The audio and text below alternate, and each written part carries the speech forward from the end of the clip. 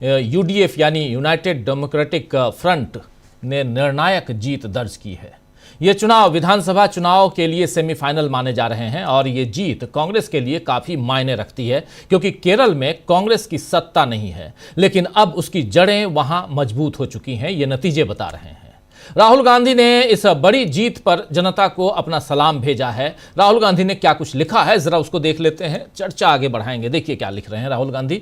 यहां लिख रहे हैं, हिंदी में आपके सामने रख रहा हूं कि केरल के स्थानीय निकाय चुनाव में यूडीएफ पर भरोसा जताने के लिए जनता को सलाम।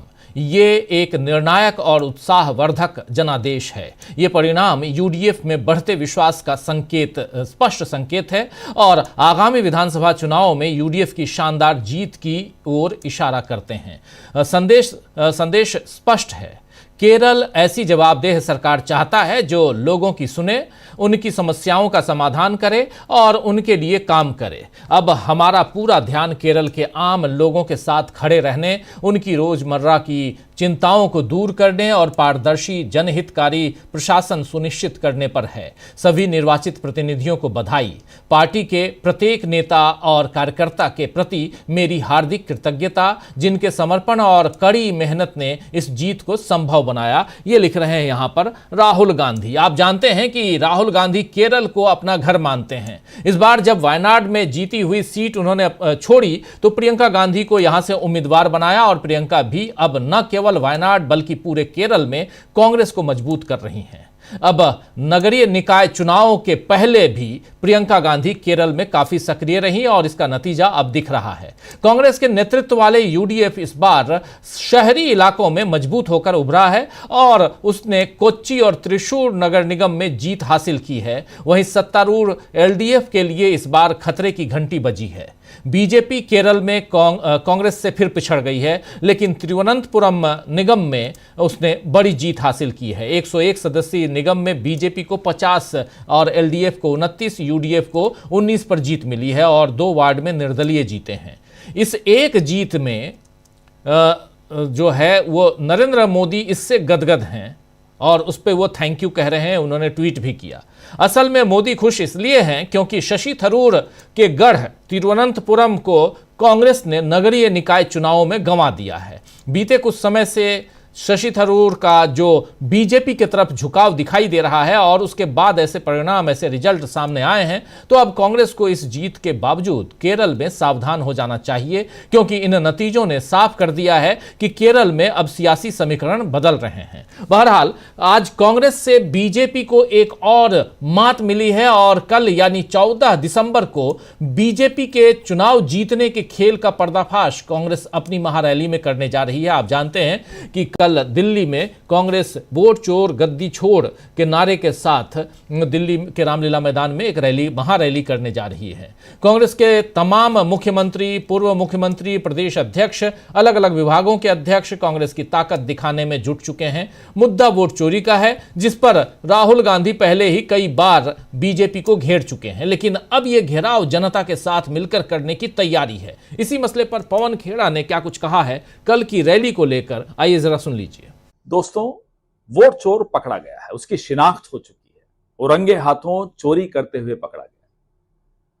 सबूत इकट्ठे हो चुके हैं। राहुल गांधी जी ने कई सबूत सबसे साझा भी किए हैं और कई सबूत आ भी रहे हैं, लेकिन चोर आड़ ले रहा है। चोर बचने की फिराक में है, चोर बच के भागना चाहता है। चोर इतना बौखलाया हुआ है कि गृह मंत्री संसद में गाली गलौज पे उतर आए हैं। चोर इतना बौखलाया हुआ है कि प्रधानमंत्री वंदे मातरम जैसे एक पवित्र गीत पर बहस करवाने लगे, अनर्गल बहस कराने लगे। ये इन सवालों से बचने की साजिश है। जो सवाल हम चुनाव आयोग, जो ज्ञानेश कुमार गुप्ता का एक वोट रैकेट चल रहा है, उसके खिलाफ हमने जो सवाल पूछे, सवाल बड़े स्पष्ट हैं। जवाब भाजपा अपनी अपनी तरीके से दे रही है, लेकिन जवाब मिल नहीं रहे। क्यों चीफ जस्टिस ऑफ इंडिया को चुनाव आयुक्त के सिलेक्शन पैनल से बाहर कर दिया गया? 2024 के लोकसभा इलेक्शन से पहले क्यों पूरा कानूनी इम्यूनिटी, लीगल इम्यूनिटी मुख्य चुनाव आयोग को दे दी गई? क्यों 45 दिन के अंदर सीसीटीवी फुटेज को डिस्ट्रॉय करने का नियम बनाया गया, नियम बदल कर यह नियम बनाया गया? क्यों मशीन रीडेबल बिल्कुल ट्रांसपेरेंट तौर पे हमें वोटर्स लिस्ट नहीं दी जा रही, और कैसे भारतीय जनता पार्टी के नामी चेहरे, नेता, कार्यकर्ता अलग अलग राज्यों में वोट देते हुए दिखाई दे रहे हैं। ये सवाल बड़े स्पष्ट हैं, राहुल गांधी बार बार पूछ रहे हैं, खड़गे साहब बार बार पूछ रहे हैं, कांग्रेस पार्टी ये सवाल बार बार पूछ रही है। लोगों के मन में एक दहशत है। दहशत इसलिए है कि लोग जानते हैं कि उनकी आंखों के सामने, उनकी नाक के नीचे जो हो रहा है वो सबको दिख रहा है। लोकतंत्र की हत्या हो रही है, और नरेंद्र मोदी के, अमित शाह के और ज्ञानेश गुप्ता के हाथ लोकतंत्र के खून से रंगे हुए हैं। रामलीला मैदान में 14 तारीख यानी कि कल पूरे देश से जागरूक लोग इकट्ठे हो रहे हैं, वोट चोर के खिलाफ अपनी आवाज बुलंद करने के लिए इकट्ठे हो रहे हैं। आइए, भारी संख्या में रामलीला मैदान में आइए, चोर को भागने नहीं देना।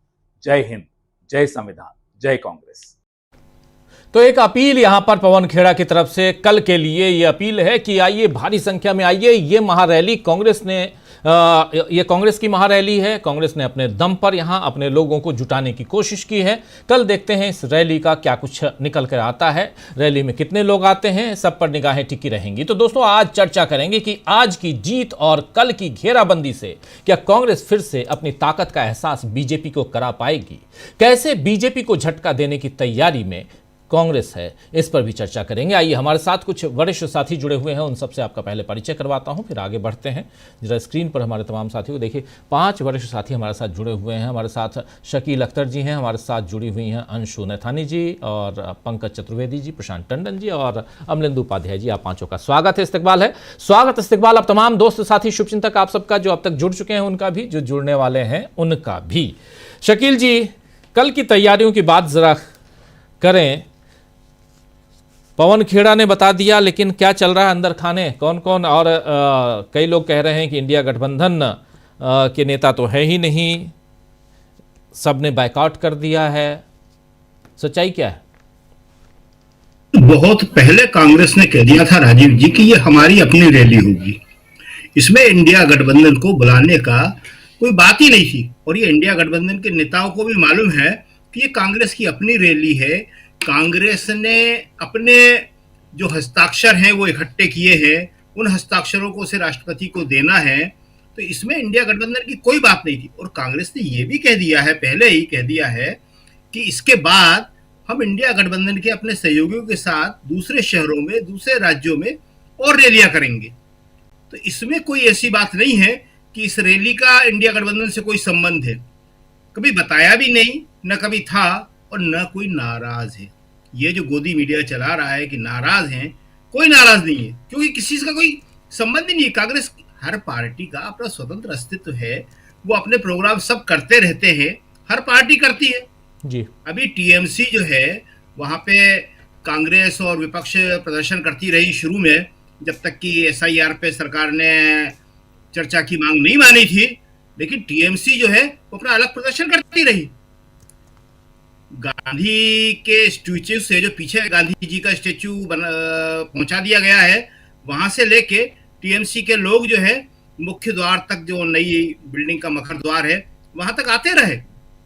तो टीएमसी अपने प्रोग्राम जो है पार्लियामेंट में अलग से देती रही, उससे किसी को कोई परेशानी नहीं है, हर पार्टी का अपना चल रहा है। वहां उत्तर प्रदेश में पीडीए जो है एसआईआर के लिए अलग से काम कर रहा है, तो हर पार्टी अपना अलग से काम कर रही है, वो कोई मुद्दा नहीं है। दरअसल आज बड़ा अच्छा कांग्रेस के लिए माहौल था, एक तो कल रैली है उसको लेके, दूसरा केरल की जीत से। तो आज कांग्रेस में जबरदस्त उत्साह था। सारे जो नेता हैं बड़े, वो सब रामलीला मैदान गए, वहाँ व्यवस्थाओं का जायजा लिया। जो दिल्ली कांग्रेस है वो इसकी आयोजक मानी जाती है। हमेशा कांग्रेस का जो भी प्रोग्राम होता है, तो जो लोकल बॉडी होती है राज्य स्तर की और जिला स्तर की, तो वो मानी जाती है। तो वो सारा इंतजाम देख रही है दिल्ली कांग्रेस, और राष्ट्रीय नेता तो देख ही रहे हैं। कल की रैली जो है कांग्रेस की, काफी भीड़ आएगी, सब जगह से मोबिलाइजेशन बड़ा जबरदस्त हुआ है। सबको लग रहा है कि इस टाइम बीजेपी, खासतौर से मोदी और अमित शाह बहुत ही डिफेंसिव हो गए हैं। संसद में जो हुआ इसी हफ्ते, ये हफ्ता आज गुजरेगा शनिवार का, इस हफ्ते में दोनों चर्चाओं में उनके पास कोई जवाब नहीं था। एक चर्चा तो खुद ही लाए थे, वंदे मातरम की, जी। किसी ने नहीं मांगी थी, और उस चर्चा में उनके पास कोई भी चीज नहीं थी जिससे वो साबित कर सके कि वो कहना क्या चाह रहे हैं। आखिर में आके जब लास्ट में जवाब देने लगे तो वो राष्ट्रीय गीत और राष्ट्रीय गान में तुलना करने लगे, और यहां तक कह गए कि हम जो है राष्ट्रीय गीत को, जो वंदे मातरम है, उसको जनगण मन की जगह, नेशनल एंथम की जगह स्थापित करना चाहते हैं। कांग्रेस ने इसका बड़ा मजबूत जवाब दिया, बड़ा सख्त जवाब दिया कि दोनों का समान स्टेटस है, इसमें आप तुलना मत कीजिए, दोनों का अपना महत्व है, दोनों आजादी की लड़ाई में दोनों का योगदान रहा, दोनों बंगाल के दो महान लेखक कवियों के द्वारा रचे गए हैं, एक रविन्द्रनाथ टैगोर के द्वारा, एक बंकिम चंद्र चटर्जी के द्वारा। तो इसमें जो है आप क्या तुलना कर रहे हैं, और दोनों का चयन कांग्रेस ने किया, आप तो कहीं थे ही नहीं उसमें। आपका अपना जो गान है, जो आप अपने शाखाओं में गाते हैं, वो तो आज भी आप के अलावा किसी और को पता ही नहीं है देश में। आज देश में दो ही गीत हैं, दो ही गाने हैं, वंदे मातरम और जनगण मन, और आप उनके बीच में तुलना कर रहे हैं, उनमें भेद कर रहे हैं कि दो आंखों में से एक आंख कौन सी तेज देखती है, एक कमजोर देखती है, दो भाइयों में से एक का पक्ष लेना, एक का विरोध करना। कांग्रेस का कहना है कि यह ठीक बात नहीं है। दूसरी बात, आज जो केरल के रिजल्ट आए हैं उसकी दो बातें बड़ी खास हैं। एक, थरूर ने घबरा के तत्काल बधाई दी यूडीएफ को कि यूडीएफ की जीत पे मैं बहुत खुश हूं, बड़ा अच्छा रहा। दूसरा, कांग्रेस के अंदर इससे जो है, जो आपने बताया कि राहुल गांधी इसे अपना सेकंड होम मानते हैं, प्रियंका गांधी वहीं से लोकसभा सदस्य हैं, और जो संगठन महासचिव हैं जिसे कांग्रेस में आज की तारीख में बहुत शक्तिशाली माना जा रहा है, केसी वेणुगोपाल, वो केरल के हैं। तो इस जीत से केसी वेणुगोपाल मजबूत होंगे। कांग्रेस में तो ये मांग नहीं उठती है, लेकिन कांग्रेस के बाहर के लोग, गोदी मीडिया के लोग ये कहते रहते हैं केसी वेणुगोपाल, जैसे वो कहते हैं नेहरू को हटाओ। नेहरू को गुजरे हुए बहुत साल हो गए, वो अभी भी नेहरू को हटाने की बात करते हैं। तो ये जो है, इससे कांग्रेस के अंदर जो है एक मजबूती आएगी। कांग्रेस में जो बिखराव की बात की जा रही थी कि सब केसी वेणुगोपाल का विरोध है और ऐसा है और वैसा है, वो सब चीज़ें जब ख़त्म होंगी, और विधानसभा चुनाव के लिए कांग्रेस जो है, जो उसका यूडीएफ है, वो ज़्यादा मजबूती से लड़ पाएगा। बीजेपी के लिए जो तिरुवनंतपुरम में आई है, तो देखिए बीजेपी वहाँ का जो समीकरण है, धार्मिक जाति तो नहीं है, धार्मिक ही है, तो उसको लेके बीजेपी जिस तरह से करती रहती है, तो उसका एक अंश यहाँ पे दिखाई दिया है। अब ये कांग्रेस को सोचना है और लेफ्ट को भी सोचना है, दोनों को, कि अपने दोनों की लड़ाई में वो बीजेपी को फायदा न होने दे। बीच बीच में कई बार ऐसी घटनाएं आती हैं जिससे एक दूसरे पे कांग्रेस और लेफ्ट आरोप लगाते हैं कि आपने बीजेपी की मदद कर दी, वो कहता है आपने बीजेपी की मदद कर दी। तो ये अगर करेंगे दोनों, तो उन्हें समझना पड़ेगा कि एक बार अगर जहां बीजेपी आ जाती है तो वहां से उसको हटाना बहुत मुश्किल है। सबका इनका पहला काम है कि केंद्र से मोदी को हटाए। जब तक मोदी जी नहीं हटते तो ये वोट चोरी और चुनाव आयोग और ये सब, इन सब पे रोक कैसे लगेगी? रोक लगने का जो एकमात्र तरीका वो है कि मोदी जी यहाँ से हटे, मोदी जी की सरकार जाए, तो सारी व्यवस्थाएं अपने आप ठीक हो जाएंगी। तो ये जीतना एक इन दोनों के लिए मौका है, कांग्रेस और लेफ्ट के लिए, कि वो इस बात को समझे कि किसी भी तरह से बीजेपी के साथ उनका जुड़ाव न दिखे है या नहीं, ये किसी को नहीं मालूम। लेकिन इस तरह की खबरें आती हैं, उन खबरों पे रोक लगे और दोनों आपस में लड़ते रहें, एक हारे एक जीते, ठीक है वो होगा, लेकिन उसका फायदा जो है बीजेपी को नहीं उठाने दें। जी राजीव जी। जी बिल्कुल बिल्कुल बिल्कुल, आप सही कह रहे हैं। लेकिन यहाँ सवाल ये उठता है कि केरल का चुनाव और उसमें भी निकाय चुनाव, उससे क्या कांग्रेस को इतना उत्साहित होना चाहिए? और कांग्रेस की जीत या यूडीएफ की जीत, यूनाइटेड डेमोक्रेटिक फ्रंट की जीत, इसके क्या मायने हैं? जरा आना चाहता हूं प्रशांत जी आपके पास पहले, फिर हमारे तमाम साथियों को भी चाहता हूं। प्रशांत जी, कैसे देखते हैं? केरल का रिजल्ट आज सामने है और केरल में 3 महीने बाद चुनाव भी हैं। देखिए, केरल में दो चीजें बहुत साफ तौर पे सामने आई हैं। एक, सबसे क्रेडिबल, बहुत ऑथेंटिक, बहुत बड़े सैंपल साइज के साथ अगले विधानसभा का सैंपल सर्वे सामने है कि केरल में सरकार किसकी आएगी। अब इससे बड़ा सर्वे कौन मीडिया कंपनी कर सकती है? करोड़ों मतदाताओं ने उसमें पार्टिसिपेट किया है, लाखों मतदाताओं ने पार्टिसिपेट किया है, और जो लैंडस्लाइड विक्ट्री हुई है कांग्रेस की, जो तस्वीर आप दिखा रहे हैं ग्राफिक्स में, वो दिखाई दे रहा है। और एकमात्र कॉरपोरेशन जो जीती है बीजेपी, वो वहां से जीती जहां शशि थरूर की लोकसभा सीट है। तो अब ये कांग्रेस पार्टी को तय करना है कि वो इसका क्या करे।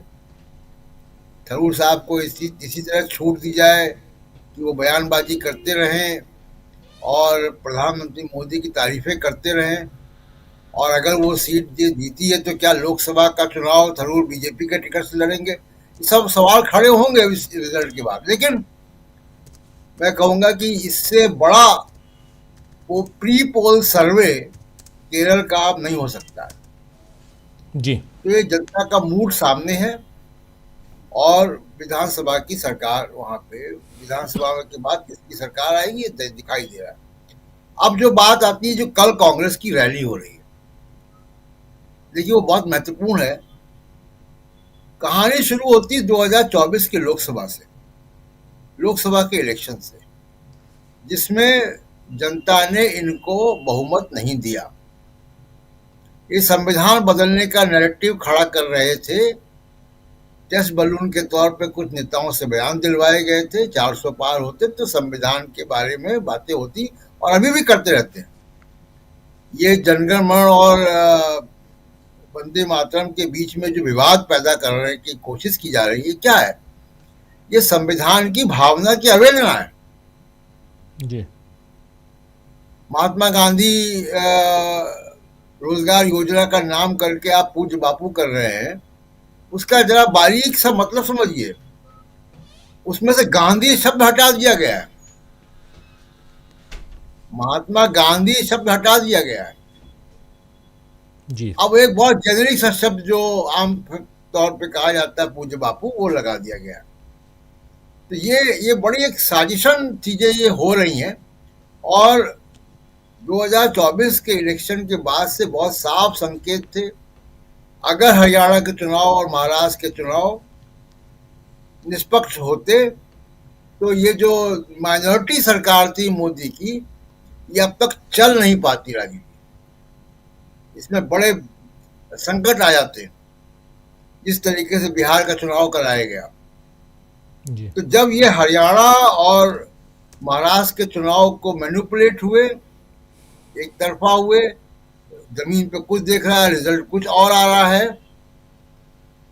और उसको राहुल गांधी ने एक्सपोज करना शुरू किया एक के बाद एक, अलंका, महादेवपुरा का, कर्नाटका का, और हरियाणा और महाराष्ट्र का भी, कि किस तरीके से ब्राजीलियन नागरिकों की फोटो लगा के फर्जी मतदान डाले जा रहे थे। तब इन्होंने इसका एक इंस्टीट्यूशनल सरकारी तरीका निकाला कि एसआईआर कराओ। अब ये वोट चोरी का सरकारी विधिवत तौर पे जो है वो काम हो गया। हम लोग बिहार में थे, और तमाम जगह से रिपोर्ट आती हैं कि किस तरीके से बड़े पैमाने पर नाम काटे गए, बड़े पैमाने पर अदृश्य वोटर जो है जोड़े गए, बिना मतलब का शोर मचा, घुसपैठिए, 300 घुसपैठिए मिले, जिसमें अधिकांश हिंदू है नेपाल से आए हुए। 300 में कुल मात्र 77 या 78 मुसलमान थे, बाकी हिंदू थे जो नेपाल से आए थे। तो वो फेक नैरेटिव में, तो बेसिकली मंशा क्या है कि चुनाव जीतना है किसी भी कीमत पे, जी, और वो एसआईआर के जरिए जीतना है। उसमें एक बड़ी महत्वपूर्ण बात यह भी है कि जहां इनकी सरकार नहीं होती है, वहां नहीं हो पाती बेईमानी। जैसे झारखंड, वहां नहीं हो पाया। लोग कहते हैं ना कि झारखंड में फिर कैसे जीत गए। झारखंड में ऐसे जीत गया कि झारखंड में सरकार इनकी नहीं थी, अब पश्चिम बंगाल में ही मुश्किल आएगी, लेकिन अगर आपने बड़े पैमाने पर मतदाता जो है वो हेर फेर कर दिया है तो फिर बंगाल का चुनाव भी आप प्रभावित कर देंगे, यही मंशा है। तो जो कांग्रेस की रैली हो रही है, आप देखिए कि उस रैली में कौन लोग हैं जो कि जिनके वीडियो सामने आ रहे हैं। वो कर्नाटक के मुख्यमंत्री के आ रहे हैं, उनके कांग्रेस के सारे मुख्यमंत्रियों के वीडियो आ रहे हैं, कांग्रेस के बड़े नेताओं के वीडियो आ रहे हैं, पूरे देश से लोग सामने आ रहे हैं और इसमें रैली में आ रहे हैं। तो एक आंदोलन की, राष्ट्रीय आंदोलन की भूमिका बन रही है। इसमें इंडिया गठबंधन की बाकी पार्टियां भी हैं, इस रैली में नहीं है लेकिन बाकी पार्टियां भी हैं क्योंकि भुक्तभोगी हैं जी। आज ममता बनर्जी से कोई पूछे कि SIR का दर्द क्या, तो वो जानती हैं। 29-35 BLO से पूछे जिनकी जान चली गई, कितनों के हार्ट अटैक हुए और कितनों ने आत्महत्याएं की हैं, और वो काम के बोझ की वजह से नहीं की हैं। उनके ऊपर दबाव वोट काटने का था। जिनके पड़ोस में वो 30 साल 35 साल BLO रहा है, उन्हीं का नाम काटने का अगर दबाव आएगा तो वो क्या करेगा, समाज में रहेगा ना। इस दबाव में लोगों ने आत्महत्याएं की हैं।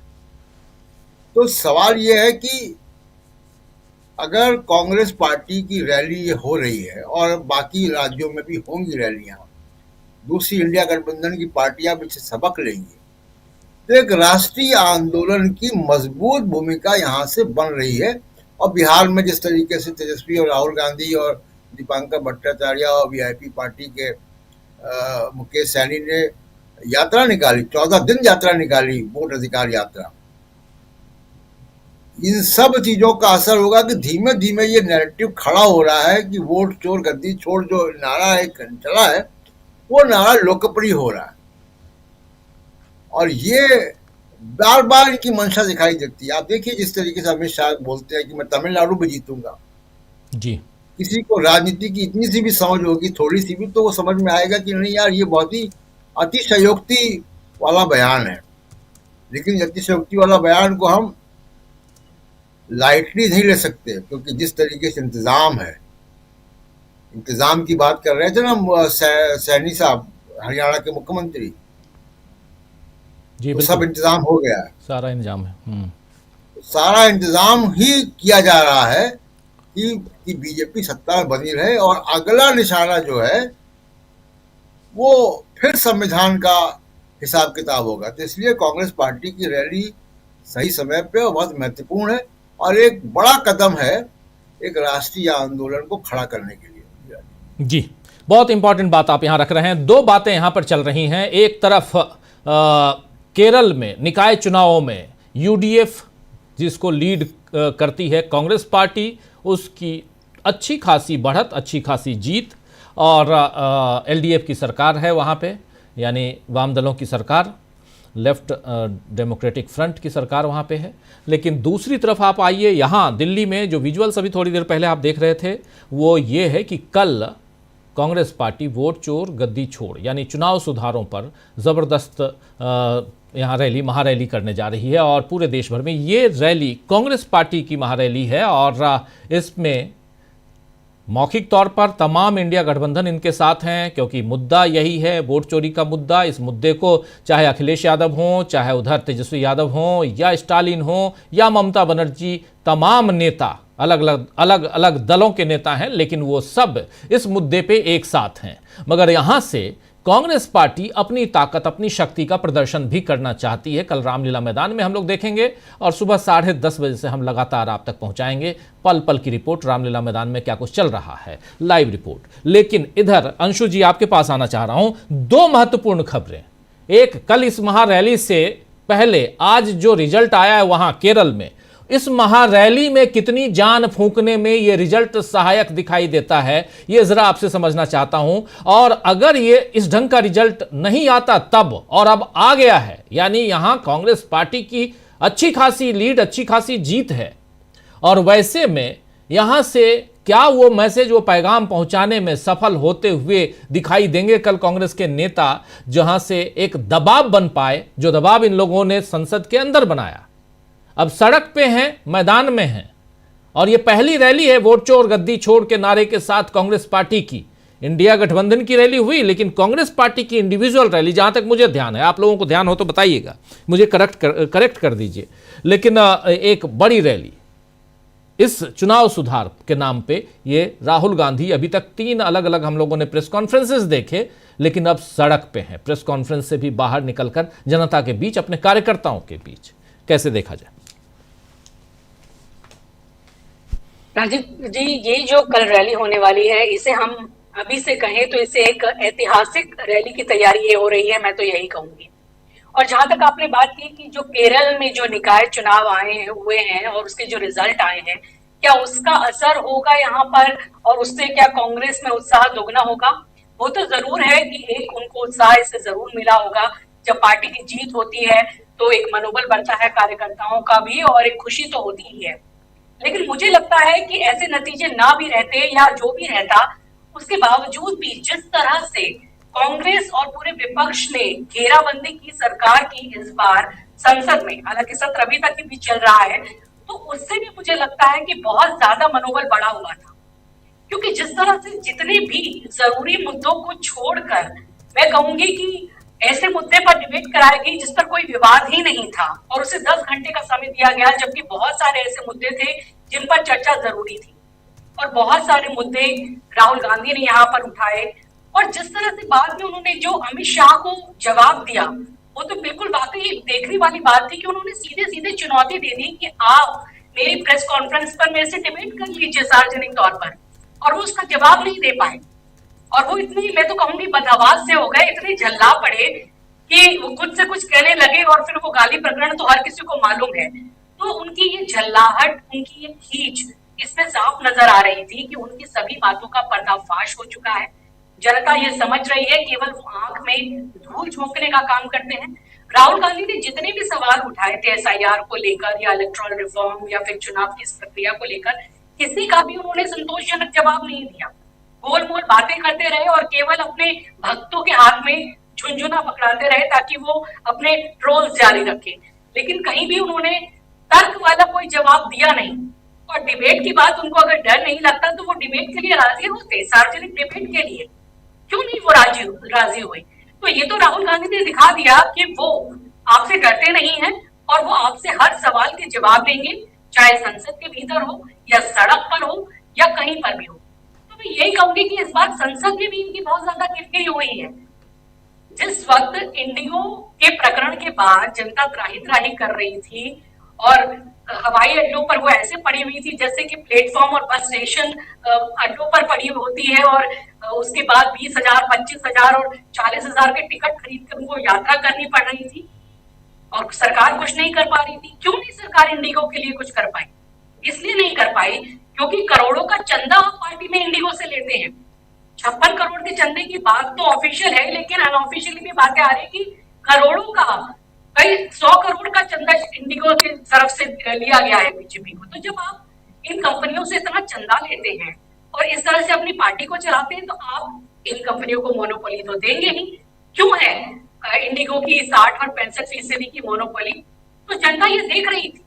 और जब दिल्ली, एनसीआर और कई बड़े शहरों में प्रदूषण का ये हाल हो रहा है, राहुल गांधी ने तो ये बात उठाई, और ये बात आप देखिए कि जैसे राहुल गांधी ने बात उठाई और कल आज ही एनसीआर क्षेत्र में 800 के पार था AQI, अब समझिए। और हमारे प्रधानमंत्री कहते हैं कि मौसम का मजा लीजिए, और ये जब आप पार्टी की सरकार होती थी तो क्या कहते थे ये हम सभी को पता है। और मौसम का मजा लेते हुए ये विदेश यात्रा की तरफ निकल जाते हैं। प्रदूषण से, जनता के सरोकारों से इनको कुछ लेना देना नहीं है। तो ये इस पार्लियामेंट सेशन में राहुल गांधी ने, कांग्रेस ने और सभी नेताओं ने ये पूरा दिखा दिया देश को कि इस सरकार को जनता के मुद्दों से कुछ लेना देना नहीं है। वो केवल बेकार के नैरेटिव खड़े करना चाहती है, आक्षेप करना चाहती है कांग्रेस पर, हमेशा नेहरू गांधी परिवार पर बोलना चाहती है। आप ये देखिए कि कितनी बड़ी बात है चुनाव की जो हम बात कर रहे हैं। केरल में तो चुनाव जीते, बहुत अच्छी बात है, और मैं तो कहूंगी कि इससे बहुत उत्साह मिलेगा, क्योंकि अब जो विधानसभा चुनाव है, पहले देखा गया है 2010 में और 2015 में भी जब निकाय चुनावों में जो सत्तारूढ़ गठबंधन था उसकी हार हुई थी, तो उसके बाद जो विधानसभा चुनाव हुए थे वहां पर विपक्षी दलों की ही सरकार बनी थी, वही जीती थी। तो इससे तो कांग्रेस को और ज्यादा आशावान होने की पूरे यहाँ संकेत है और जीतेंगे। और जो हुआ है तिरुवनंतपुरम से, उससे सबक लेने की कांग्रेस को जरूरत है कि आस्तीन के सांपों को पाल के ना रखा जाए। शशि थरूर लगातार अपना जिस तरह का रवैया दिखा रहे हैं, जिस तरह से कभी हाँ कभी ना, और इतना उन्होंने कर दिया कि उनको तो वीर सावरकर पुरस्कार भी मिलने जा रहा था। और फिर जब उनको लगा अरे ये तो चस्पा ही हो जाएगा, मेरे ऊपर पूरी तरह से कतार वाला टैग आ जाएगा, तो वो डर के भाग खड़े हुए। लेकिन ये तो सब जानते हैं कि आस्तीन के सांप का काम कौन कर रहा है। आपके विपक्षी जो नेता हैं, आपके एलओपी को नहीं बुलाया जाता है डिग्निटरी के डिनर में जब पुतिन आते हैं और आपको निमंत्रण मिलता है और आप बेशर्मों की तरह चले जाते हैं। तो आप क्या काम कर रहे हैं? आप पार्टी के हित में काम कर रहे हैं। मुझे लगता है कि कुछ कड़े कदम भी अब कांग्रेस को लेने होंगे और लेने ही चाहिए। तो पार्लियामेंट में तो दिखा ही दिया कांग्रेस ने जो उसका दमखम था कि ये मुद्दे नहीं उठाए गए। और कल की जो रैली है, मुझे तो लगता है कि ये रैली कई मायनों में ऐतिहासिक होने जा रही है। इसलिए जैसे आप बता रहे थे कि अब जो कांग्रेस है वो स्वायत्त तौर पर, इंडिपेंडेंट तौर पर अपनी मजबूती को सामने रखना चाह रही है। देखिए, अगर बीजेपी से लड़ाई करनी है तो एकमात्र राष्ट्रीय दल जो है वो कांग्रेस ही नजर आता है। बाकी क्षेत्र जरूर ये इंडिया गठबंधन में शामिल है, इनका सहयोग समर्थन मिलना ही चाहिए और बाद में ये भी अपने राज्यों में करें या बाद में जो है पूरे महागठबंधन की एक अलग से कोई रैली या इस तरह की मुहिम हो। लेकिन कांग्रेस के लिए अभी बहुत जरूरी है, और जिस तरह से ये पार्लियामेंट सेशन चला है और जनता के सामने बहुत सारे मुद्दे साफ हुए हैं, इनका पर्दाफाश हुआ है और वोट चोरी का ये इतना बड़ा मुद्दा है जिसको राहुल गांधी ने पूरी तरीके से शुरू से उठाया है। जब कोई इसके बारे में बात भी नहीं कर रहा था, उन्होंने एक सबूतों के साथ उठाया। तो ये मुद्दा यहाँ कांग्रेस को एक बड़ा मुद्दा, एक अपने लिए एक कहा जाए एक पब्लिक ओपिनियन बनाने की जरूरत है। और अब कांग्रेस को ये सोचना है कि सिर्फ प्रेस कॉन्फ्रेंस करना या इससे हमें अब आगे बढ़ना है, संसद के साथ साथ सड़क पर इस आंदोलन को लाना है, जनता को जोड़ना है और इसको जनता का आंदोलन बनाना है। और मैं तो कहूंगी रामलीला मैदान का एक बहुत बड़ा सिंबॉलिक एक यहाँ पर मैं महत्व। अंशु जी आपको रोकूंगा एक्चुअली, अंशु जी आपको रोकना चाहूंगा। एक्चुअली आपकी आवाज़ काफ़ी वो थोड़ा डिस्टर्ब आवाज़ आ रही है शुरुआत से, कहीं कुछ माइक में कुछ गड़बड़ी है, कुछ है, थोड़ा सा मैं अपनी तरफ से कहता हूँ जरा चेक करेंगे, लेकिन आपको रोक रहा हूँ मैं और आना चाहता हूँ जल्दी से पंकज जी आपके पास। पंकज जी, यहाँ दो इम्पॉर्टेंट पहलू हैं। एक है केरल में यूडीएफ की, कांग्रेस की जीत, और जैसे प्रशांत टंडन जी कह रहे थे कि विधानसभा चुनाव से इससे बढ़िया और क्या हो सकता है अगर सर्वे के हिसाब से देखा जाए, लिहाज से देखा जाए तो बहुत इंपॉर्टेंट बात कह रहे थे कि अगर सर्वे देखिए तो सर्वे के हिसाब से यानी विधानसभा चुनाव में जीत किसकी होने जा रही है उसकी तस्वीर आज आ गई है। और इन सब के बीच इस जीत जिसमें राहुल गांधी ने एक ट्वीट भी किया है, उधर प्रधानमंत्री नरेंद्र मोदी तिरुवनंतपुरम की बात कर रहे हैं और उधर शशि थरूर भी शायद आज सिर पकड़ के बैठे होंगे कि क्या करूं, इधर रहूं कि उधर रहूं। इन सब के बीच कल की ये रैली, महारैली, इसको कैसे देखा जाए? और जबकि दो बातें हैं, एक चुनाव है और इसी ढंग के चुनावों में कैसी गड़बड़ियां हो रही हैं उसको लेकर महारैली है। इसलिए यहां पर जरा आपसे समझना चाह रहा हूं कि क्या ये दोनों, एक जीत और फिर चुनाव में धांधली हो रही, उस पर कितनी ताकत के साथ यहाँ कांग्रेस यहाँ कितनी मजबूती के साथ, ताकत के साथ कल रामलीला मैदान में दिखाई देगी? राजीव जी, एक चीज को हमारे दर्शकों को समझना होगा कि केरल में जो लोकल बॉडी के इलेक्शन हुए हैं, वो इलेक्शन जो है इलेक्शन कमीशन ऑफ इंडिया ने जय शाह के जो मामा जी हैं, जैसा पार्लियामेंट में बोला गया, पार्लियामेंट में तो झूठ नहीं बोलते हैं ना, तो वो ज्ञानेश जी के अंडर में नहीं होते हैं, वो स्टेट इलेक्शन कमीशन कराता है लोकल बॉडी के इलेक्शन। और केरला में यह बहुत अच्छा ही है कि नगर निगम से लेकर नगर पालिका, ब्लॉक अध्यक्ष, जिला पंचायत अध्यक्ष, ग्राम पंचायत के पूरे चुनाव एक साथ हुए, तो इससे बड़ा तो कोई सैंपल हो नहीं सकता है। अब दूसरी चीज है कि नरेंद्र मोदी जी जो पुलकित और उत्साही ही तिरुवनंतपुरम को लेकर, तो जरा हमको तिरुवनंतपुरम का इतिहास देखना होगा। तिरुवनंतपुरम में जो 2014 का लोकसभा चुनाव हुआ था, उसमें कांग्रेस केवल 15,470 वोट से जीती थी और runner up party Bharatiya Janata party थी। 2019 के लोकसभा चुनाव में शशि थरूर 1 लाख वोट से जीते थे, लेकिन पिछले साल का जो चुनाव हुआ है 2024 का, उसमें फिर से शशि थरूर की जो जीत का अंतर है वो मात्र 16,077 वोट था। तो तिरुवनंतपुरम पहले से भारतीय जनता पार्टी का दखल रहा है, इसलिए यदि ये कह दिया जाए कि भारतीय जनता पार्टी का दखल ही नहीं रहा है और अचानक ही कुछ मंगल ग्रह से आकर कुछ प्रताप श्री का गिर गया है, तो यह सोचना गलत है। यदि कांग्रेस का लोकसभा चुनाव त्रिकोणीय मुकाबले में, जिसके अंदर एलडीएफ के कैंडिडेट को 2 लाख से ज्यादा वोट मिलते हैं और कांग्रेस का कैंडिडेट मात्र 16,000 वोट से जीतता है और रनर अप राजीव चंद्रशेखर रहते हैं, तो इसका मतलब है कि भारतीय जनता पार्टी में लंबे समय से एग्जिस्ट करती है।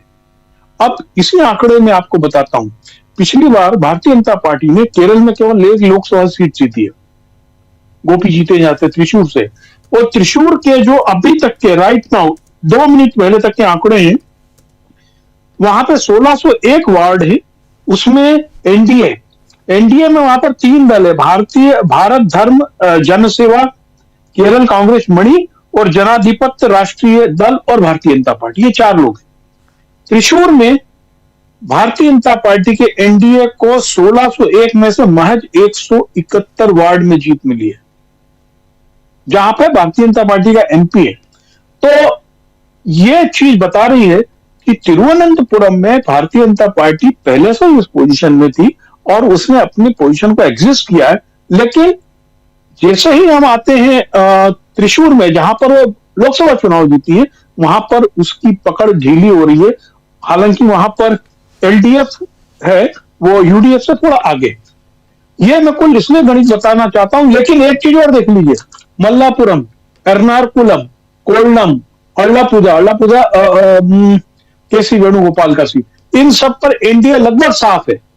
उनको कुछ गांव के वार्ड में जगह मिली है, लेकिन उनको शहरी में ब्लॉक लेवल पर है या म्युनिसिपल में कहीं सीट नहीं मिली।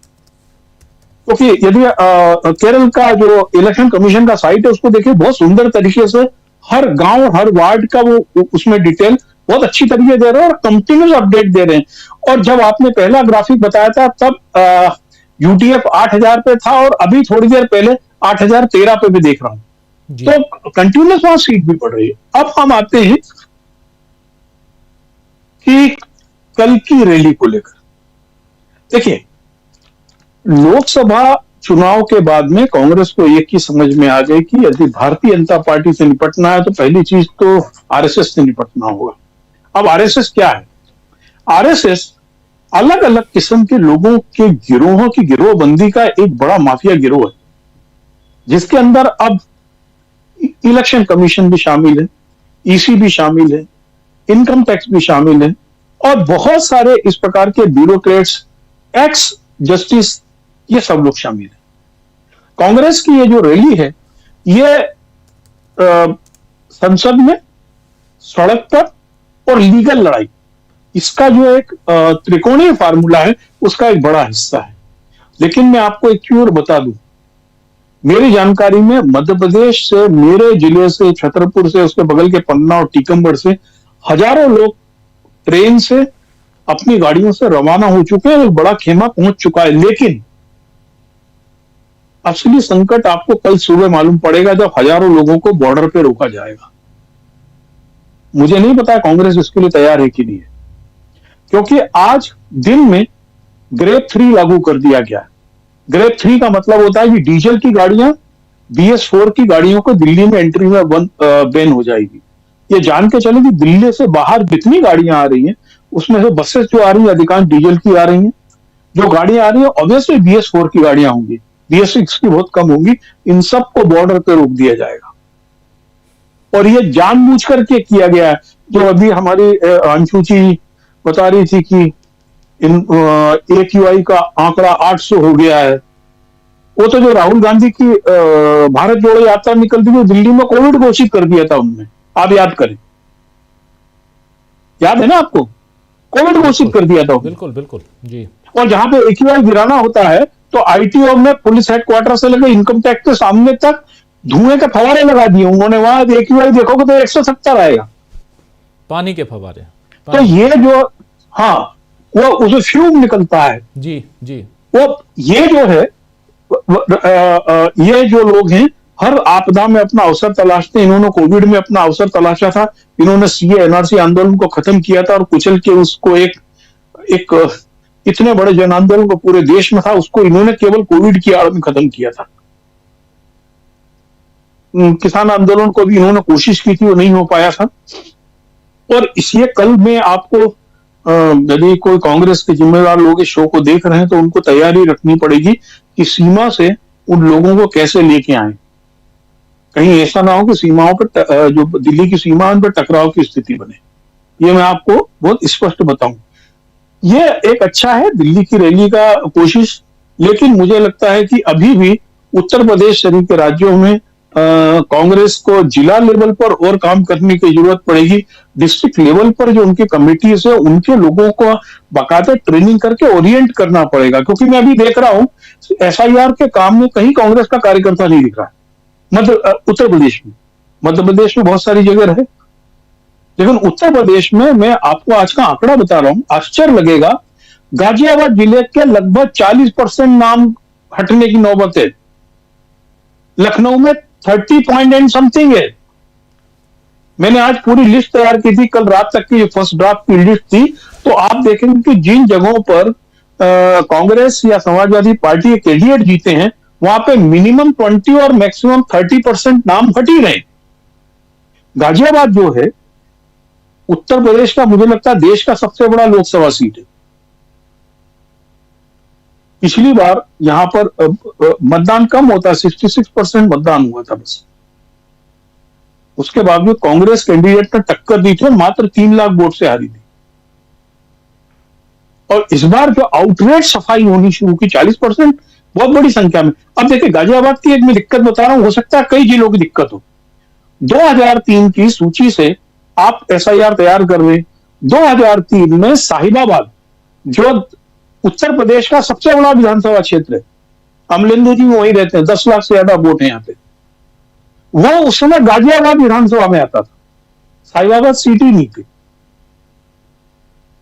अब इतना बड़ा कंफ्यूजन इसको लेकर कि आप गाजियाबाद में नाम तलाश रहे हैं, साहिबाबाद नई सीट बन गई।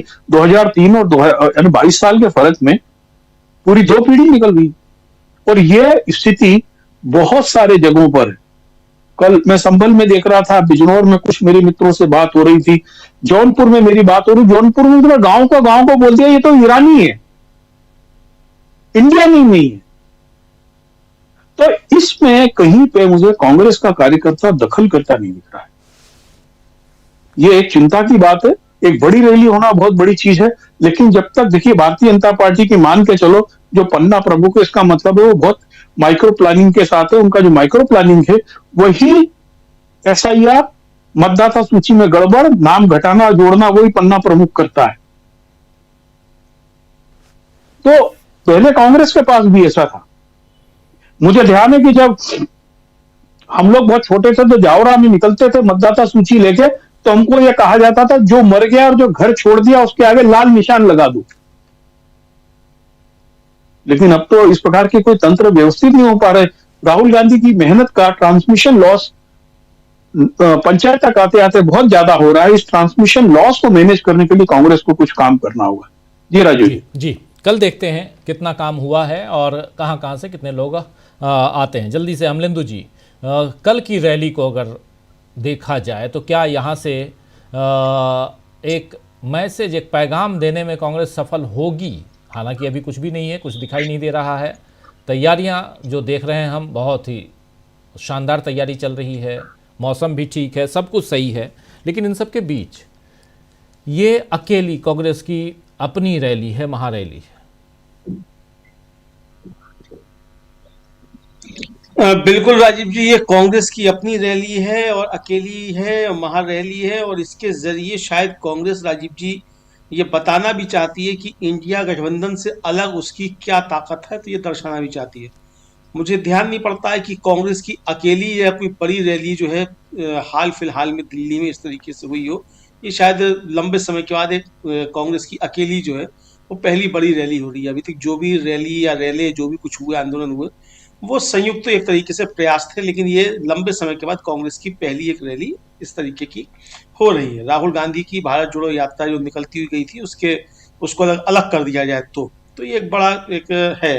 तो इसके जरिए एक शक्ति प्रदर्शन भी है कि भाई हम राहुल गांधी सिर्फ संसद में ही नहीं बोल रहे हैं, बल्कि जमीन पर भी उनका कार्यकर्ता काम करता हुआ दिखाई पड़ रहा है और जनता भी उनके साथ जमीन पर भी दिखाई पड़ रही है।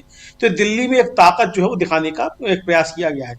और जिस तरीके से राजीव की तैयारियां सामने आ रही हैं कि हरियाणा में काफी इसको लेकर उत्साह है, राजस्थान में इसको लेकर काफी उत्साह है, पंकज जी बता रहे हैं मध्य प्रदेश में भी इसको लेकर काफी ज्यादा उत्साह है, पंजाब में इसको लेकर काफी ज्यादा उत्साह है। तो यानी जो दिल्ली से लगे हुए राज्य हैं वहां से काफी बड़ी तादाद में कांग्रेस के कार्यकर्ता और समर्थक जो हैं वो इस रैली में आएंगे। तो एक संदेश तो राजीव जी यहाँ से जाएगा गठबंधन के सहयोगियों को भी, और इसके अलावा जो सरकार है, चुनाव आयोग है, उसको एक संदेश जाएगा कि कांग्रेस मजबूत है और आपके जो काम धंधे चल रहे हैं वोट चोरी के, उससे हम मुकाबला करने के लिए तैयार हैं और एक बड़ा आंदोलन पूरे देश भर के स्तर पर तैयार हो रहा है। जैसा कल केसी वेणुगोपाल की हम लोगों ने बाइट भी सुनवाई थी राजीव जी, उन्होंने बताया कि 5.5 करोड़ नाम जो है वो हस्ताक्षर हमने लिए हैं इसके खिलाफ और राष्ट्रपति से समय मांगा गया मिलने के लिए, वो सौंपने के लिए। तो ये 5.5 करोड़ हस्ताक्षर राजीव जी हवा में तो नहीं हो जाते हैं। 5.5 करोड़ हस्ताक्षर अगर हुए हैं तो कम से कम 10 करोड़ लोगों तक तो संपर्क किया गया होगा, तब जाके 5.5 करोड़ हस्ताक्षर होंगे। तमाम लोग ऐसे होंगे जिन्होंने हस्ताक्षर करने से मना भी किया होगा। तो ऐसा तो इसका मतलब कि व्यापक तरीके से जनता के बीच इस मसले को लेकर जाया गया है और सिर्फ ट्विटर के भरोसे नहीं या राहुल गांधी के भाषणों के भरोसे नहीं, बल्कि जमीन पर भी काम करना कांग्रेस ने शुरू कर दिया राजीव जी, ये इससे एक तरीके से समझा जा सकता है।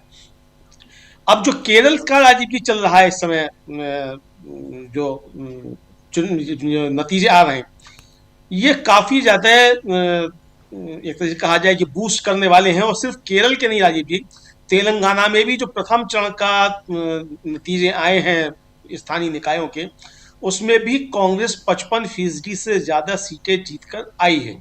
वहां भी क्लीन स्वीप जो एक तरीके से करके आया। तो ग्रामीण क्षेत्रों से राजीव जी अगर इस तरीके के नतीजे आते हैं, और हम किसी भी राज्य में अगर देखते हैं कि जो ग्रामीण होते हैं, पंचायतों के चुनाव होते हैं, उसमें जो जीत कर आता है, जो वहां तगड़ी लीड लेकर आता है, तो उसकी हवा अपने आप बन जाती है। तो ये समझा जा सकता है कि केरल में एक अच्छी हवा कांग्रेस की तैयार हो रही है। और लेकिन इसके साथ साथ चिंताएं भी बढ़ती जा रही हैं।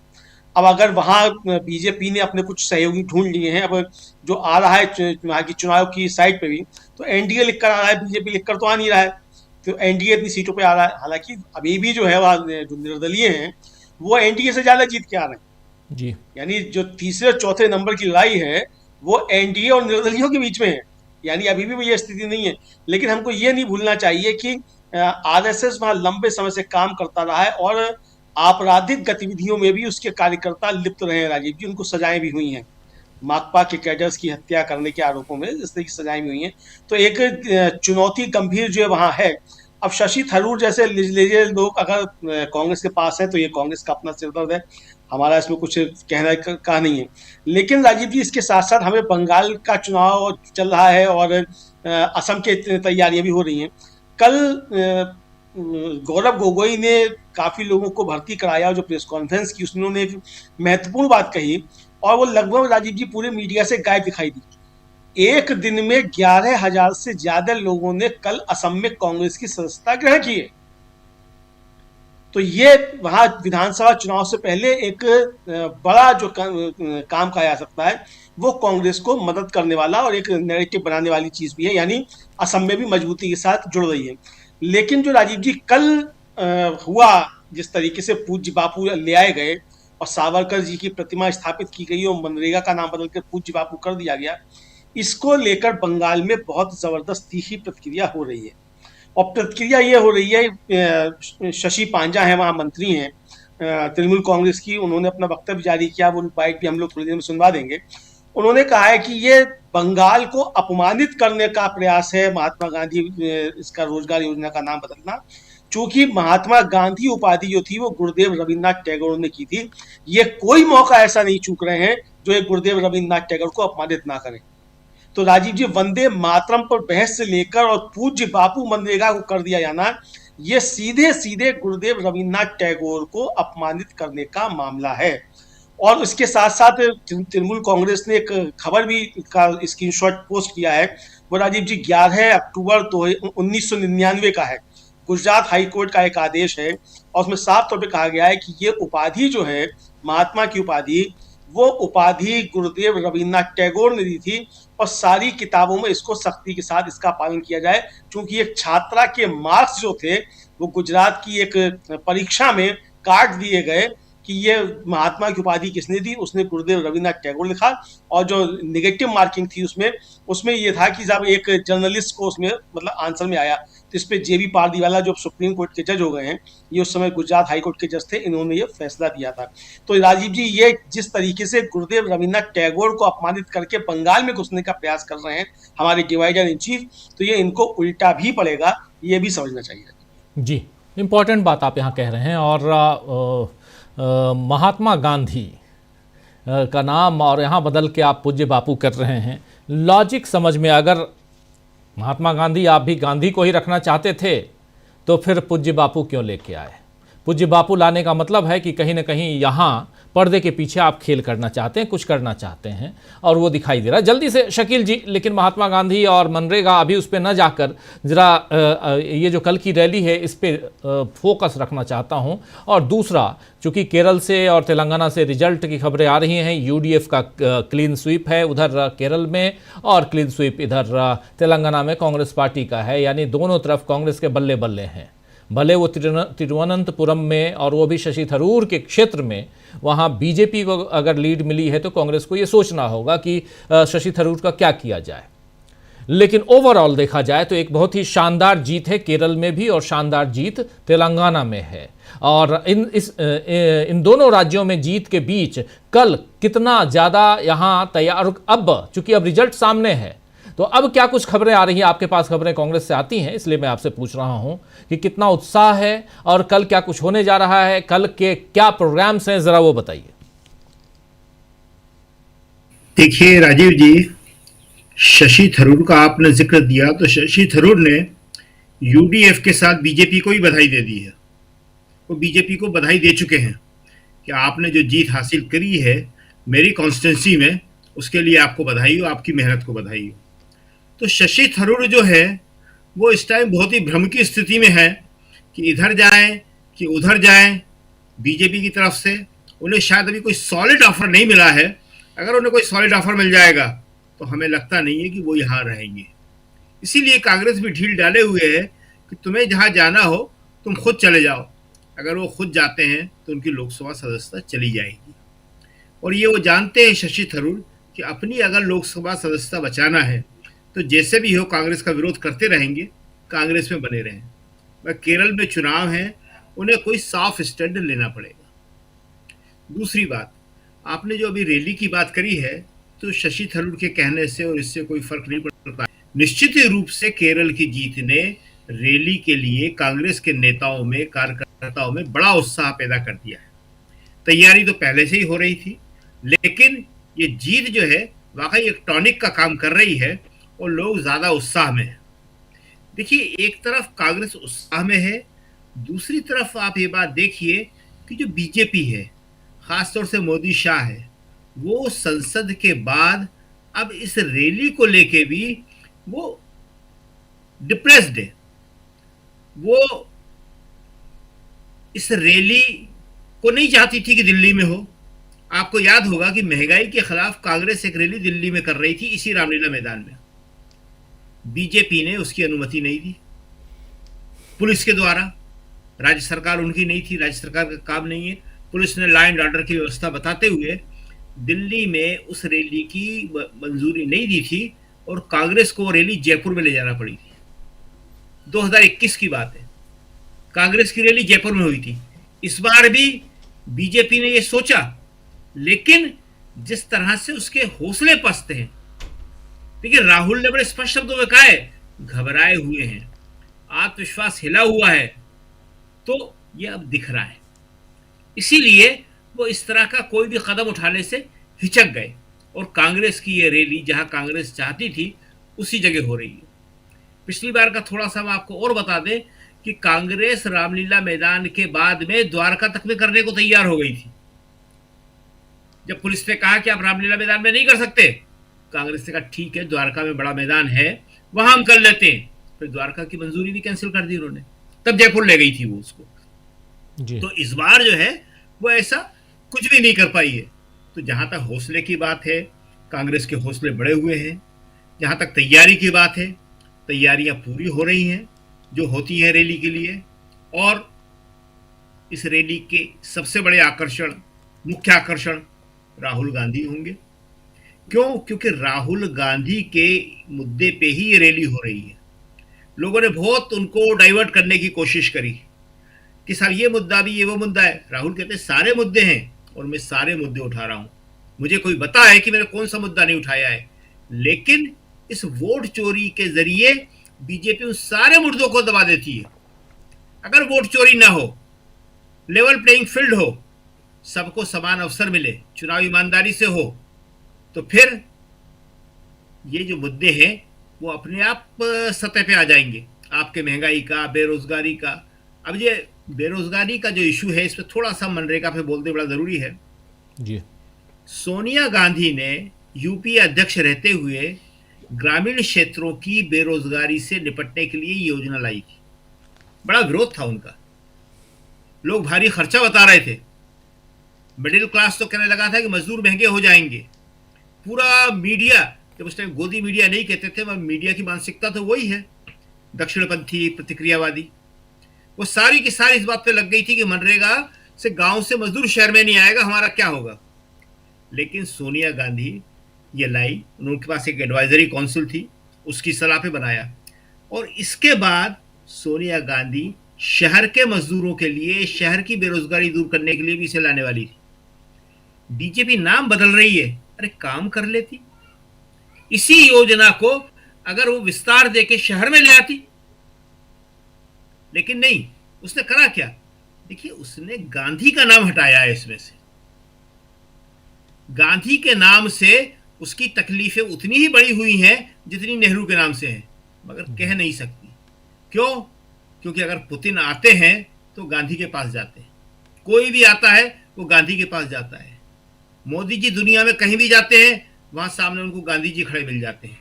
तो इसलिए गांधी जी को एक झटके में वो हटा नहीं सकती। तो कह रही है पूज्य बापू। पूज्य बापू क्या होता है? बापू तो बहुत सारे लोग कहलाते हैं। बापू एक ऐसी संज्ञा है जो कई लोगों के लिए इस्तेमाल की जाती है, लेकिन महात्मा गांधी एक ही थे और एक ही रहेंगे। तो बीजेपी ये नहीं कर सकती थी कि इसका विस्तार करके शहरी मजदूरों के लिए ले आती हो। उसने क्या करा कि नाम बदल दिया। सिर्फ नाम बदलने में महारत है उसको, और कुछ नहीं है। लेकिन जो आपने बात कही है रैली की, रैली ये साबित कर रही है, जो बहुत सारे जो आलोचक हैं जो कहते रहते हैं, जिनका काम कुछ भी कहना है कि आपने ये क्यों नहीं किया, क्यों नहीं किया। मैं अपनी भाषण का क्रम खुद तय करूंगा और दूसरे के भाषण के बारे में बताओगे कि आपको क्या बोलना है, क्या नहीं बोलना। हम जैसे पत्रकारों को बताओगे कि आपको क्या लिखना है, क्या नहीं लिखना। अखबारों को बताओगे कि क्या सवाल पूछना है, क्या सवाल नहीं पूछना। जी तो ये जो है, संसद में पूरे हफ्ते कांग्रेस और विपक्ष बीजेपी को पीछे धकेलता रहा।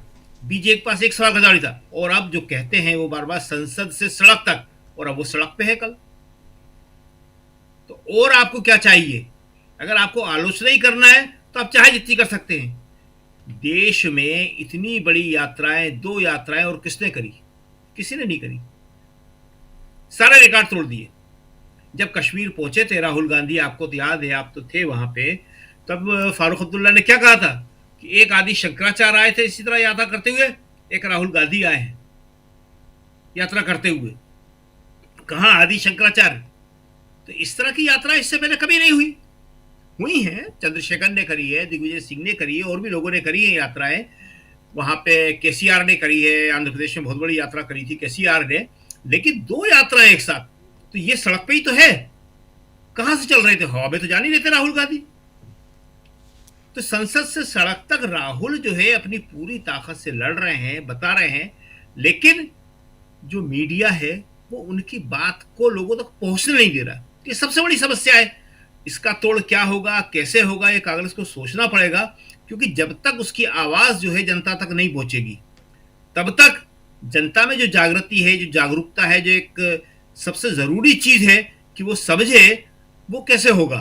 तो ये इस तरह की जो रैलियां होती है, ये इस काम को करती हैं। लाखों लोग आते हैं, एक आदमी जाता है जो अपने गांव वापस, तो वो 10 आदमियों से कहता है, वो 10 आदमी आगे 100 आदमियों से कहते हैं।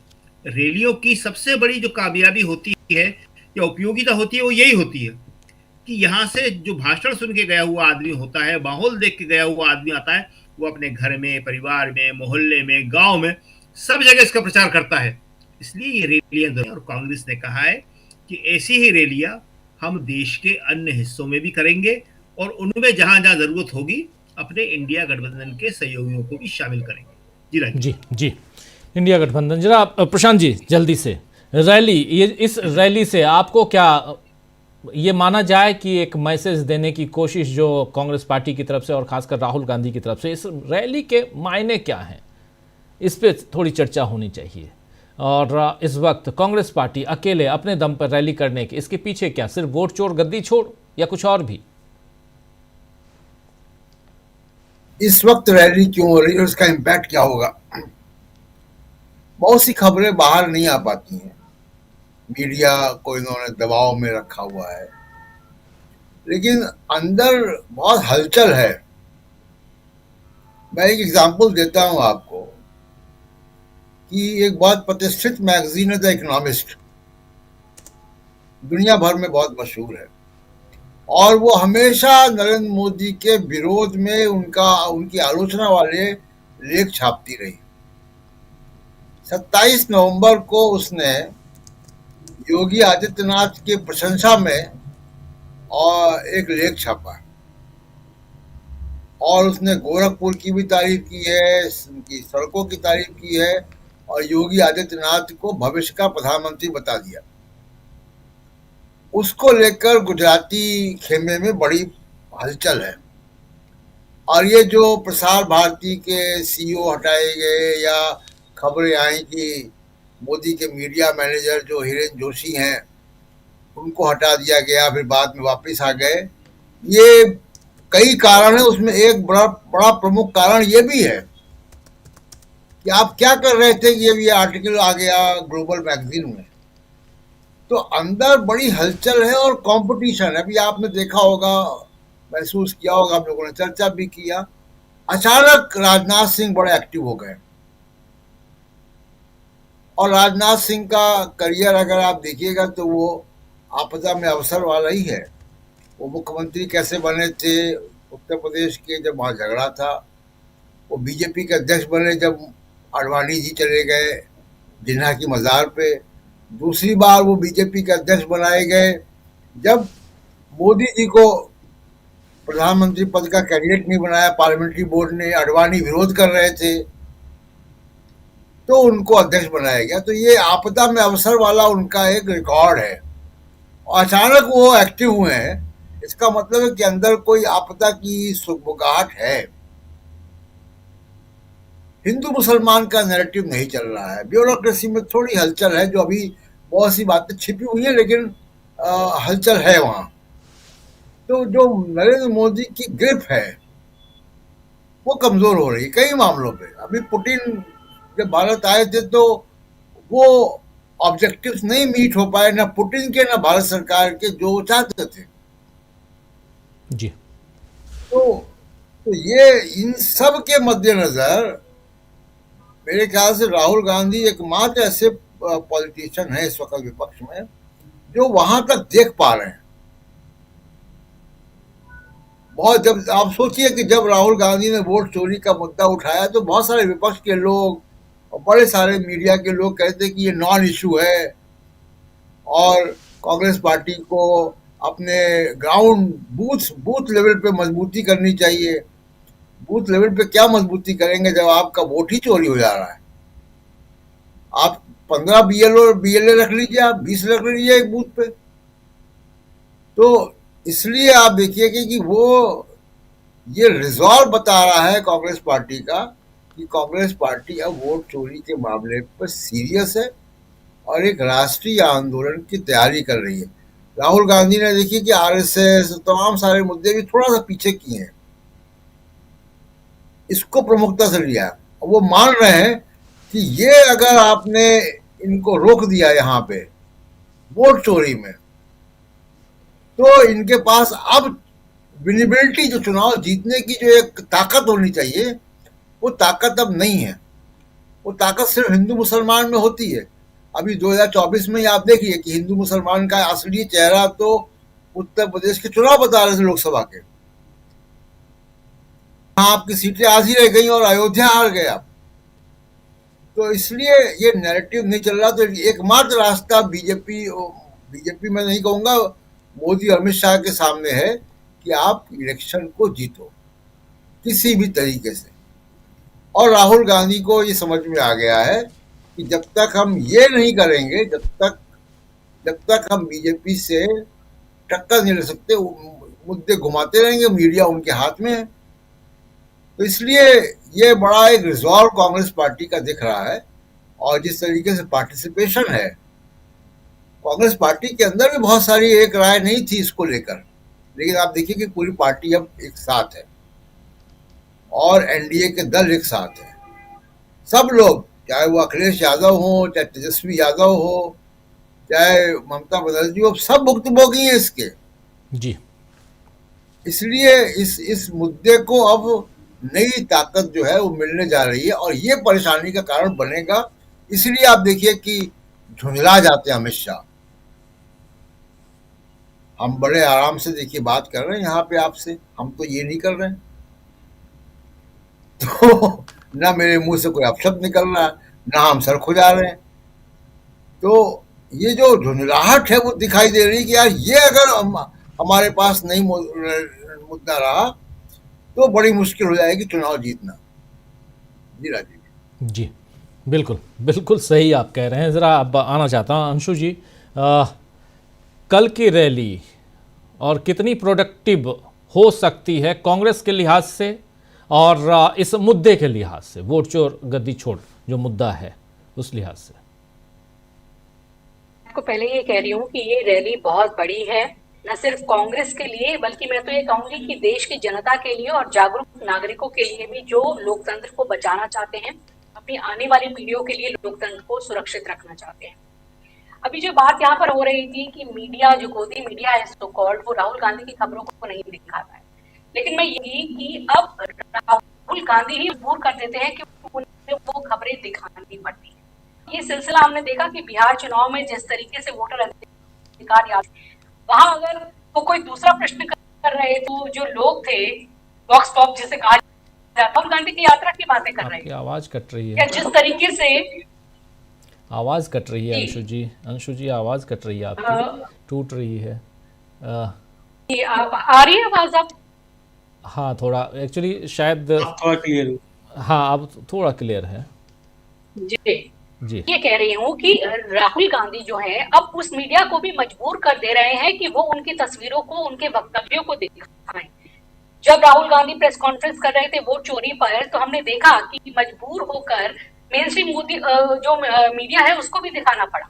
या जिस तरह से वो पार्लियामेंट में अमित शाह की बातों का जवाब देते हैं तो सब तरफ उसकी चर्चा होती है, तो वो उन्हें दिखाना ही पड़ता है। पहले हम देखते थे कि राहुल गांधी कभी हेडलाइन में नहीं होते थे, लेकिन बिहार चुनाव और उसके बाद और उसके कुछ समय से और जब से वोट चोरी का मुद्दा उठाया है तो उन्हें अपनी हेडलाइन में उनको लाना ही पड़ता है।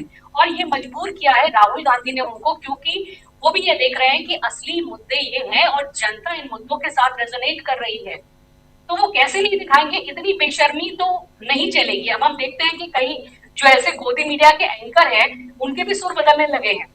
अर्नब गोस्वामी को हमने कुछ समय पहले सुना था जब वो इंडिगो के बारे में इस तरह के सवाल कर रहे थे। तो मैं ये कहूंगी कि ये भी एक बहुत बड़ी राहुल गांधी ने एक चेंज लाया है कि उन्होंने खुद मजबूर किया है गोदी मीडिया को कि अपने बयानों से कि वो देश के लिए बात कर रहे हैं, सच्चाई की बात कर रहे हैं और जनता उनके साथ खड़ी हुई है। तो गोदी मीडिया अब उनका इतना ज्यादा बायकॉट करेगी तो वो पूरी तरीके से नंगी हो जाएगी, पूरी तरीके से जाहिर हो जाएगी। जाहिर तो है कि वो गोदी मीडिया है, लेकिन उनके पास कुछ पत्रकार होने का इतना अंश मात्र भी नहीं बचेगा। और सोशल मीडिया से तो हर एक के पास अब सब कुछ पहुंचता ही है।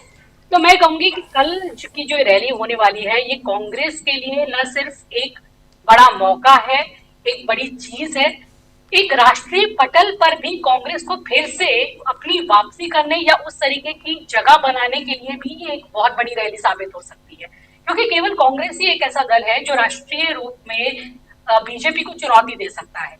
क्योंकि अभी भी हम देखें तो लोकसभा में वो सबसे बड़ा घटक दल है, सबसे ज्यादा नंबर उसके पास ही है, 43% अगर हम कहा जाए विपक्ष का कांग्रेस के पास है। और राहुल गांधी लगातार जिस तरह से हमले कर रहे हैं और जिस तरह से लगातार वो हमलावर बने हुए हैं और इनकी सभी बातों को जग जाहिर कर रहे हैं, और वो बिल्कुल घबराते नहीं है, कैसे आंख में आंख डालकर बात करते हैं, जैसे उन्होंने डिबेट के लिए खुली चुनौती दी। तो उससे यही है कि वो एक अपने आप को विपक्ष के एक, जैसे कहा जाए, एक जाबाज नेता के तौर पर तैयार कर रहे हैं और हो चुके हैं। और जनता जानती है कि यही एक आदमी है जो डरता नहीं है किसी भी चीज से, और ये किसी भी हद तक जा सकता है। और यही कांग्रेस के लिए अब जरूरत होगी कि वो अपने पार्टी कार्यालयों से निकल के, अपने जो कहा जाए कन्वीनियंस और अपने कंफर्ट से निकल के अब सड़कों पर आए। कांग्रेस के लिए अब ये सड़कों की राजनीति करने का समय आ गया है। कोई बड़ी बात नहीं होगी कि वो थोड़ा सा आंदोलन भी करे, सड़कों पर नजर आए, हो सकता है पुलिस की लाठीचार्ज भी हो, चोटें भी खानी पड़े, ये उनको करना होगा। हमने देखा है कि पश्चिम बंगाल में ममता बनर्जी ने कितने सालों तक सड़कों पे अपना आंदोलन करके अपनी वो सत्ता पाई थी, और उस समय बहुत लगता भी था ये क्या कर रही है, दीघा सड़कों पे आ जाती है, इस तरह से डंडे भी खाए, चोट भी खाए, चोटें भी, लेकिन उन्होंने उस संघर्ष का रास्ता कभी नहीं छोड़ा। तो ये समझना होगा कि जनता तक वो फैक्ट्स भी लाने हैं, प्रेस कॉन्फ्रेंस भी करनी है, सब कुछ करना है, लेकिन इन मुद्दों को सड़क पर लेकर आना अब ज्यादा जरूरी है। कांग्रेस को ये चीज दिखानी है कि जनता के साथ उनका सीधा जुड़ाव हो रहा है, जनता उनके साथ जुड़ रही है, और ये काफी जुड़ भी रही है, जो कि हमने बिहार में वोटर अधिकार यात्रा में देखा या फिर राहुल गांधी की दूसरी यात्राओं में देखा। पर अब ये लग रहा है कि जिस तरह से ये वोट चोरी का मुद्दा इतना बड़ा बना है और लोग जो इसको स्वीकारने लगे हैं, और जो सत्ता पक्ष है उनके पास कोई भी लॉजिकल आंसर नहीं है। वो बता नहीं पा रहे कि उन्होंने चीफ जस्टिस को क्यों हटाया चुनाव आयोग की नियुक्ति के इस पूरे इस चीज से, क्यों उन्होंने इतनी बड़ी इम्यूनिटी दी, वो इसको तर्क सहित नहीं समझा पा रहे हैं। वो बस यही कहते हैं कि जब कांग्रेस चुनाव आयोग था वो ऐसे संचालित होता था, नेहरू के समय में ऐसे होता था, इंदिरा के समय में ऐसे होता था, अजीत जी के समय में ऐसे होता था, वो यही सब जवाब दे रहे हैं। लेकिन लोग इन बातों को समझ रहे हैं कि इनके पास कोई लॉजिकल आंसर नहीं है, और जब राहुल गांधी डिबेट के लिए कहते हैं तो वो क्यों नहीं उसको स्वीकार कर लेते हैं। और तब वो कहा जाए, जिस तरह से एक बिहार में एक शब्द है गलत हितरई, केवल गलत हितरई यहाँ पर ज्यादा की जा रही है और अपने भक्तों को खुश करने के लिए। मुझे लगता है कि जैसे सर पंकज जी कह रहे थे कि साजिश हो सकती है कि कार्यकर्ताओं को या बाहर से आने वाले लोगों को रोकने के लिए कई चीजें हों, पर मुझे लगता है अब ये बहुत ज्यादा होगा नहीं, क्योंकि इतना एक्सपोज हो चुके हैं, लोग भी इनको समझ रही है कि हर चीज को लेकर विपक्ष के लिए एक रुकावट खड़ी करते हैं। पहले तो केवल बात करते थे कि कांग्रेस विहीन इनको बनाना है देश को, अब तो लोग ये समझ रहे हैं कि ये तो विपक्ष ही विहीन बनाना चाहते हैं पूरे देश को, और सत्ता पूरा हथियार आना चाहते हैं, बिल्कुल वन पार्टी वन नेशन कर देना चाहते हैं, और ये हमारे लोकतंत्र के लिए बहुत खतरा है। लोग ये इस बात को अब समझने लगे हैं। तो अब इतने इस तरीके से